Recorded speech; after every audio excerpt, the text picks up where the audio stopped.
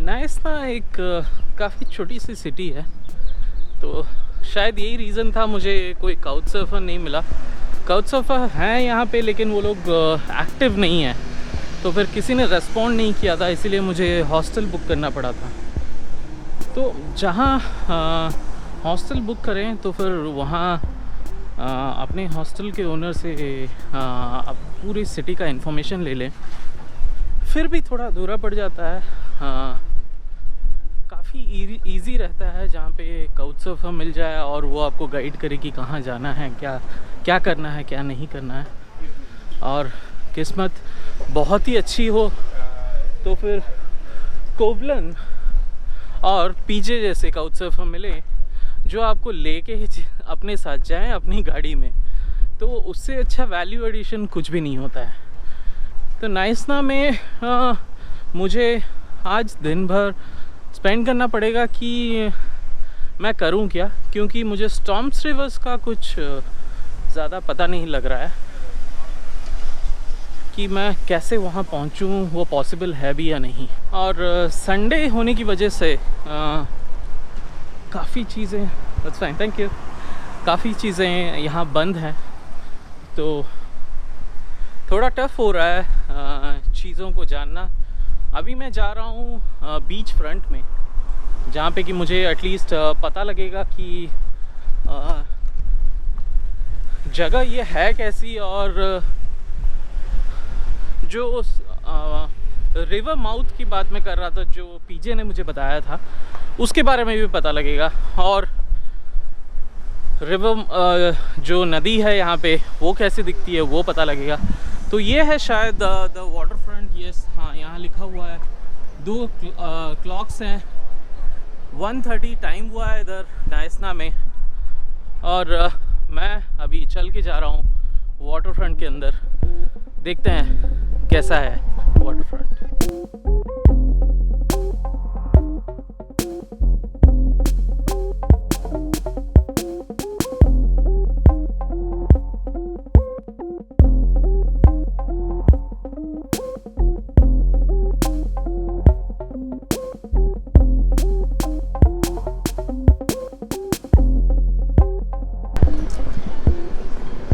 तो ये थी कुछ झलक नाइसना वाटर फ्रंट की।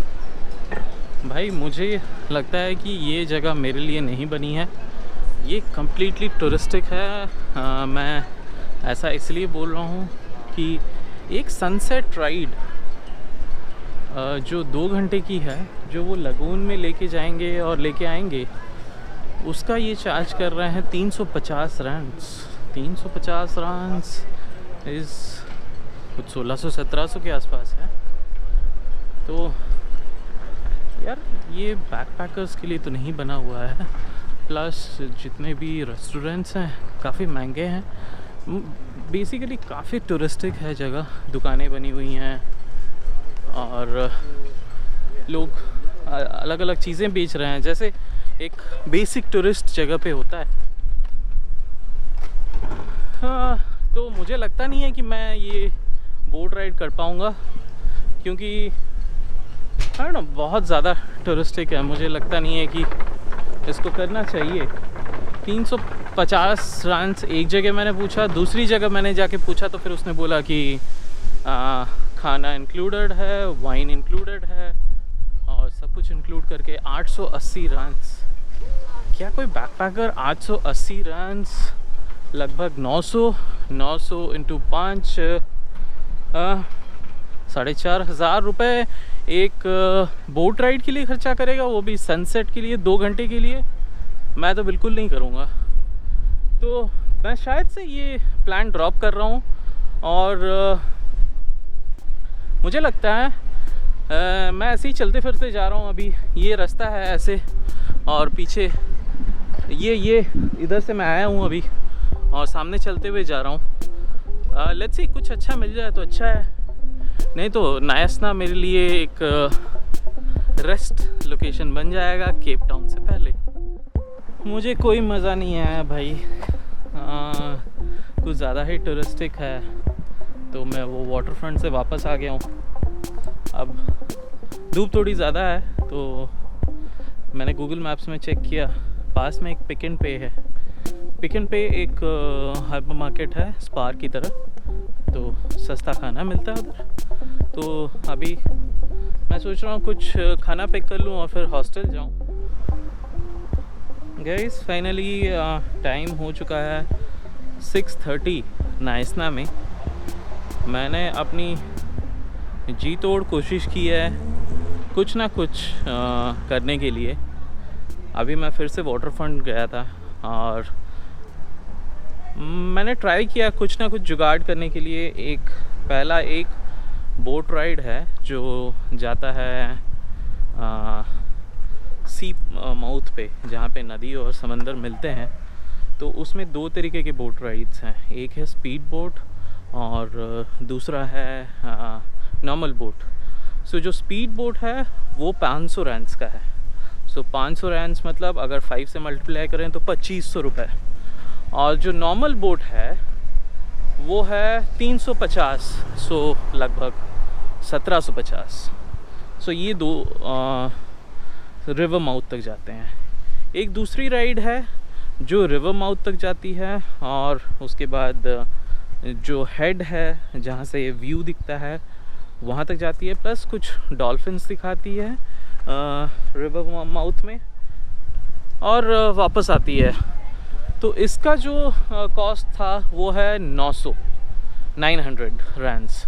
सो 900 इंटू 5 3600 रुपये, राइट। सो ये हो गया बोट्स के बारे में। दूसरी एक राइड है जो आप एक बाईसाइकिल हायर कर सकते हो और हेड पे जा सकते हो जो व्यू पॉइंट है। और बाईसाइकिल की जो कॉस्ट है एक दिन की हायरिंग की वो है 275 मिनिमम। सो अगर 300 रफ ले लें तो 3 इंटू 5 1500 रुपये। 1500 रुपये का, हाँ 3 इंटू 5, हाँ करेक्ट। सो 1500 रुपये का या फिर 1350 रुपये का रेंट है एक बाईसाइकिल का, साइकिल का, राइट। ये हो गया नाइसना के अंदर। तो मुझे लगा नाइसना में कुछ नहीं बन रहा, तो फिर मैं एक शटल सर्विस जो टैक्सी सर्विस है उससे पूछने लगा कि क्या आप मुझे स्टॉर्म्स रिवर लेके जा सकते हो। तो उसने बोला हाँ क्यों नहीं लेके जा सकते। तो मैंने बोला कि कितना लगेगा। तो उसने बोला कि मैं आपको अकेले लेके जाऊंगा क्योंकि ऐसे कोई जाता नहीं है, तो 1500 लगेगा। तो 1500 इंटू 5 7500 खाली जाने आने का। और उधर बंजी जंपिंग का अलग, कुछ भी इवेंट हो जैसे जो स्टॉर्म्स रिवर्स में एंट्री करने का वो अलग। तो कुल मिला के मैंने ये इन्फॉर्मेशन कलेक्ट की। तो फाइनली मुझे ये लगा नाइसना और जो जगह है नाइसना ये अमीरों के लिए बनी है भाई। ये बैकपैकर्स के लिए नहीं बनी, ये अमीरों के लिए बनी है। क्योंकि इतना खर्चा कोई बैकपैकर नहीं कर सकता है। पैसे की कमी किसी के पास नहीं होती है, लेकिन तो बैकपैकिंग का कोई मतलब नहीं बनता है। अगर इतना लग्जरी टूर कर रहे हो तो फिर लग्जरी करना चाहिए। आके बैकपैकिंग हॉस्टल में नहीं रहने की कोई मतलब है। अच्छे होटल में, 5 स्टार होटल में रहो, रिसॉर्ट्स में रहो और इतना खर्चा करो। अगर आप बजट में कर रहे हो, बस में ट्रैवल कर रहे हो, काउच सर्फिंग कर रहे हो और उसके बाद हॉस्टल्स में रह रहे हो, उसके बाद आप खर्चा करते हो 15,000, 10,000, 5,000, 7,000 टूर्स पे। छोटे छोटे जो इवेंट्स हैं या फिर छोटे छोटे क्या बोलते हैं इसको यार, छोटे छोटे राइड्स हैं, उस पे इतना पैसा खर्चा करते हो तो फिर जो जर्नी है वो लिंक नहीं बैठता है, तो कोई मतलब नहीं बैठता है। तो फिर मुझे अपना नाइसना का टूर एक्चुअली में समझ में नहीं आ रहा है कि मैं क्या करूं। तो क्योंकि सब कुछ चीज़ एक्सपेंसिव है यार, सब कुछ एक्सपेंसिव है। खाना से लेके वाटर फ्रंट में खाना इतना एक्सपेंसिव है। एक आइसक्रीम 15 रैंड्स का है, तो 15 रैंड्स मतलब 75 रुपीज़, मतलब एक कोन आइसक्रीम जो 4 रैंड में मिलती है बाहर, वो 15 रैंड का है। तो फिर मतलब बेसिकली ये पूरा टूरिस्टिक एरिया है जिसको कि लोग यहाँ के लोग मतलब उसको कमाना चाहते हैं टूरिस्ट से। तो यहाँ मैं एक बैकपैकर को आने का रिकमेंडेशन नहीं दूंगा, क्योंकि यहाँ पे एक बैकपैकर आके अपना टाइम लॉस करेगा जैसे मैंने किया है। सुबह से मैं घूम रहा हूँ और मेरे पल्ले कुछ नहीं पड़ रहा, और नाइसना में आके खाली मैं ऐसे ही रोड्स पे घूम रहा हूँ और कुछ नहीं है। मैंने सुपरमार्केट से खाना उठाया, खाना खाया, हॉस्टल में जाके बैठा और फिर से ऐसे ही रास्तों में घूम रहा हूँ। So Knysna is not for backpackers, Knysna is not for those who are travelling on a budget. हाँ, आओ और सिटी घूम के जाओ तो फिर ठीक है, लेकिन अगर आ रहे हो और सोच के आ रहे हो कि मुझे सब कुछ कवर करना है नाइसना में, नहीं हो सकता है अगर बजट में हो। तो फाइनली मुझे ये नहीं पता कि मैं कल क्या कर रहा हूँ इधर, नो आइडिया। अभी तक कुछ भी फिक्स नहीं हुआ है, और कल मेरे पास हॉस्टल भी नहीं है जो कि मैं आराम से हॉस्टल में बैठूँ। मेरा प्लान कुछ अलग था लेकिन उस हिसाब से हो नहीं रहा है। बार बार बोलता ना, all everything is as per the plan, going as per the plan. So कभी कभी उल्टा होना चाहिए यार, देयर इज़ नो प्रॉब्लम। तो देखते हैं, कुछ फिगर आउट करते हैं कल क्या करेंगे। कितना रास्ते पे भटकूं यार, छोटी सी सिटी है और कितना इधर उधर भागूं। तो लेट्स सी, कल का वेट करते हैं। अभी कुछ बचा नहीं है मेरे पास, कितने बार वाटर फ्रंट जाऊँ, वाटर फ्रंट भी एक स्ट्रीट ही है और कितना वॉक करूँ उसमें। तो अभी वापस हॉस्टल की तरफ, और जाके बैठता हूँ हॉस्टल में, वाईफाई में, इंटरनेट में लैपटॉप निकालता हूँ और कुछ टाइम पास करता हूँ। नाइसना में करने के लिए मेरे लिए कुछ भी नहीं है। तो ये एक टाइप की लर्निंग है। अपने जो हम सिटी सिलेक्शन करते हैं या फिर डेस्टिनेशन सिलेक्शन करते हैं, तो उसको ध्यान में रख के करना चाहिए। अगर हमारी टाइप ऑफ ट्रैवल कैसी है, जैसे मेरी बैकपैकिंग और बजट ट्रैवल है, तो उस हिसाब से सिलेक्शन मुझे करना चाहिए था। ये गलती है मेरी, admit it and don't repeat it.